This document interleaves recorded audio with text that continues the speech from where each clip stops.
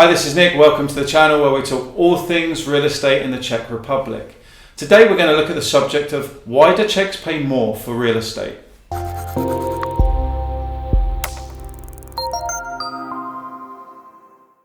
In July 2021, Deloitte published their real estate index, which talks about property prices across Europe. And one startling thing in there was that the Czechs paid 12.2 annual salaries on average for their average piece of property. This is the second highest in Europe, with only Serbia 15 times being the higher. And by comparison, the other end of the scale, in Ireland, they pay only an average of 3.1 annual salaries for the average property. The question is, why do the Czechs pay so much? Overall, it's not very clear why, but I've got a few points that are speculative about how it's got to this position. The first point is that when the Czech Republic joined the EU, there was a huge amount of speculative investment which really drove the prices of real estate up initially.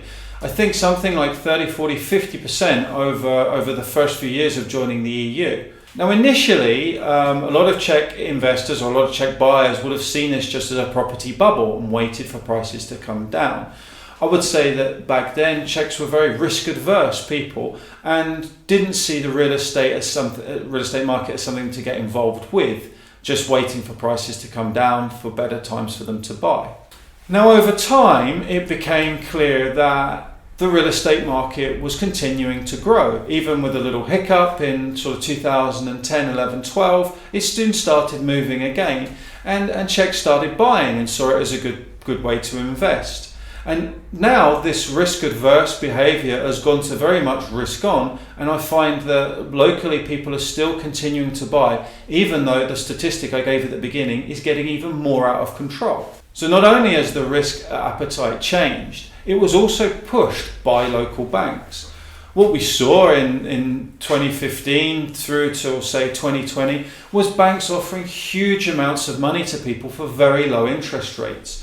The way they were calculating how much you could borrow was huge multiples of your salary until they capped it back in 2018, 2019 and started to try and reduce the amount that people could borrow. I think also there's some cultural aspects as well. The Czechs are quite a carefree society, and things like paying more for things is just something that's kind of accepted. Whereas maybe in some countries there would be governmental changes or people lobbying for prices to come down, or people just voting with their feet and saying we're not willing to pay this price. What we see is Czechs just continue to accept it and the prices continue to move up. Another point to make is that a lot of cash was created in the Czech Republic, and a lot of Czech people have access to funds.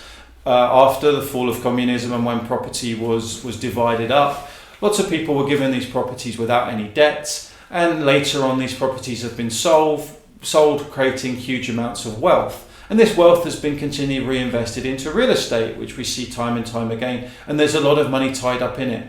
So actually a lot of people don't think about the salary aspect and how many salaries it's costing, more just what the market is and what money they have available. So it's kind of a different thinking. And that's another point I think is quite clear.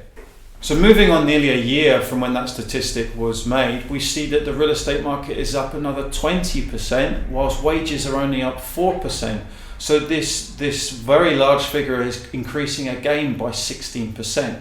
So it really is, for the average person looking to buy a property here, on an average wage, it really is getting far out of control. And the question is, what will be done to solve it? Will wages go up significantly so people can afford more properties? Or is it going to be a case that the market will come down quite a lot?